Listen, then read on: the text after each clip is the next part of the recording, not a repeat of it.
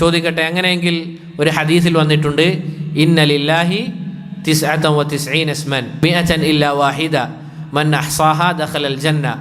എന്താണ് ഹദീസ്? അള്ളാഹുവിന് 99 നാമങ്ങളുണ്ട്. ആരാണോ അത് ഇഹ്സാഹ് ചെയ്യുന്നത് അവൻ സ്വർഗത്തിൽ പ്രവേശിച്ചു എന്ന് പറയുന്നുണ്ട്. അപ്പോൾ 99 ആണെന്ന് പറയുന്നു. അപ്പോൾ എങ്ങനെയാണ് അള്ളാഹ്ക്ക് 99 പേര് മാത്രമാണോ? അല്ല, എങ്ങനെയാണ് മറുപടി പറയാ? ഒരാൾ വന്ന് പറയാണ് ഹദീസിൽ ഇങ്ങനെ വന്നിട്ടുണ്ട് 99 പേരാണ്. അപ്പോൾ എങ്ങനെയാണ് മറുപടി കൊടുക്കുക? അള്ളാഹു പഠിപ്പിച്ചു തന്നത് 99 മാത്രമാണ്. പക്ഷെ ഖുർആനും ഹദീസും നോക്കിക്കഴിഞ്ഞാൽ 99 കൂടുതലുണ്ട്. അതായത് എളുപ്പമാണ്.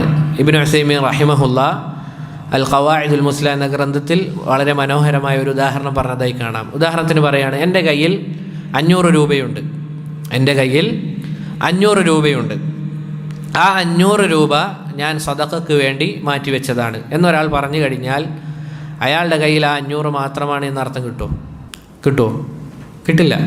മറിച്ച് ആ 500 രൂപ സദഖക്ക് വേണ്ടി മാറ്റിവെച്ചതാണ് എന്നേ അർത്ഥം കിട്ടുള്ളൂ. അദ്ദേഹത്തിൻ്റെ അടുത്ത് ഇനിയും പണമുണ്ടാകും എന്ന ആ ഒരു അർത്ഥമേ കിട്ടുള്ളൂ. അതുപോലെയാണ്, ആരെങ്കിലും 99 നാമങ്ങൾ പഠിച്ചാൽ അവന് സ്വർഗം ലഭിക്കും. പക്ഷേ അതുകൊണ്ട് ഉദ്ദേശം അള്ളാഹ്ക്ക് 99 നാമം മാത്രമാണ് എന്നാണോ? അല്ല എന്ന് ഇബ്നു ഉസൈമീൻ റഹിമഹുല്ലാ വളരെ മനോഹരമായി ഇതിൽ പറഞ്ഞതായി കാണാം.